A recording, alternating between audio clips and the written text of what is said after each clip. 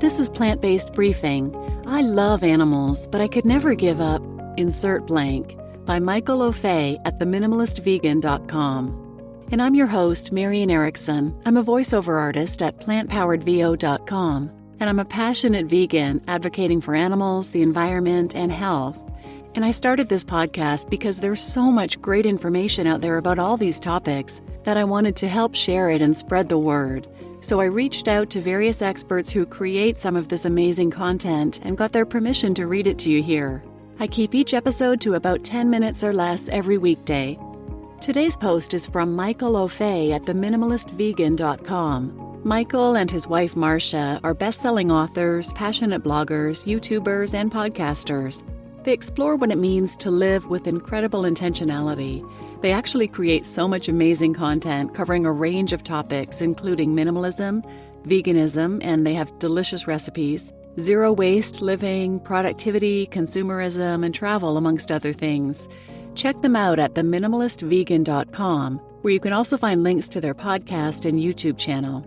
So now let's get to today's plant-based briefing.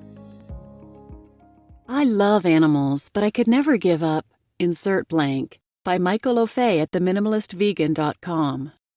Besides your typical excuses for not becoming vegan, there's another interesting point that I'm starting to hear more often. People are saying that they understand what's happening but don't have the mental capacity to become vegan right now, and that there are more pressing issues that need to be addressed first. I think this statement is extremely fascinating. The key phrase here is mental capacity. This is a familiar feeling for many of us.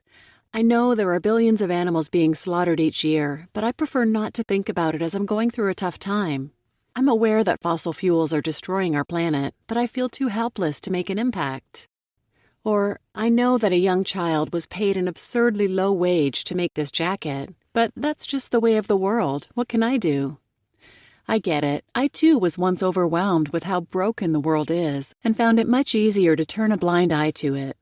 And the truth is, we still don't know even a fraction of what's happening behind the scenes. In this post, I want to share a few thoughts to help address the concerns around not having the capacity to make a difference. Don't aim for perfection, strive for progress. As humans, we feel strongly about contradictions. If you're going to do something, you need to do it correctly, right? I have a different point of view. Even though I became vegan overnight and haven't looked back since, I do think it's okay to be flexible when exploring such a change. It doesn't have to be an all-or-nothing approach, although this can be very effective. An alternate path to veganism could look something like this. 1. Give up chicken and seafood. 2. Give up red meat. 3. Give up eggs. 4. Give up dairy. 5. Give up leather. 6. Give up honey. 7. Give up glycerin, and 8. Give up wool. Again, you could make the change instantly, or you could make the change over time. Either way, with each decision, you're lessening your impact on animals. According to PETA, you can save 8+ animals a month or 100+ animals a year by not eating them. If you're interested, we have a more in-depth article about how many animals a vegetarian saves each year. If you're more interested in lessening your footprint on the planet, Kathy Freston, best-selling author and activist, put together the following statistics on what would happen if everyone in the U.S. went vegetarian for just one day. The U.S. would save 100 billion gallons of water, enough to supply all the homes in New England for almost 4 months. 1.5 billion pounds of crops otherwise fed to livestock, enough to feed the state of New Mexico for more than a year. 70 million gallons of gas, enough to fuel all the cars of Canada and Mexico combined, with plenty to spare. 3 million acres of land, an area more than twice the size of Delaware, and 33 tons of antibiotics. If everyone went vegetarian for just one day, the U.S. would prevent greenhouse gas emissions equivalent to 1.2 million tons of CO2, as much as produced by all of France, 3 million tons of soil erosion and 70 million in resulting economic damages, 4.5 million tons of animal excrement, and almost 7 tons of ammonia emissions, a major air pollutant. The ripple effect. We grossly underestimate ourselves. What might seem insignificant to you could have an indirect ripple effect on those around you. I can't tell you how many times my little actions and comments have helped to spread the awareness of veganism. Even just labeling myself as a vegan has gone a long way. I've had friends who meet someone else and the topic of consuming meat comes up. They both go on to discuss how they each have a friend who is vegan.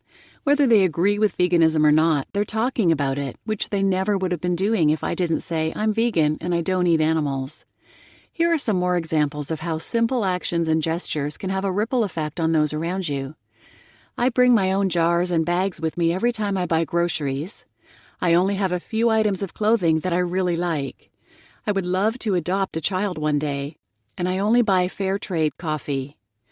Little comments like these are things people around you will remember, and even if they forget about that moment, you've opened up their subconscious to be more aware of the impact of their actions. So next time you think you can't give up meat, think about how the simple act of saying no to meat for your next meal can have an impact on the world. Then once you realize how easy it is, you'll have the confidence to say no again for next time. You just listened to I Love Animals, but I Can't Give Up, Insert Blank, by Maša Ofei at theminimalistvegan.com. And I'm your host, Marian Erickson. This is Plant-Based Briefing, the 10-minute curated content plant-based podcast. If you need to reach me, you can find me at plantbasedbriefing.com. And please take a minute to rate and review the podcast as well. Thanks for listening.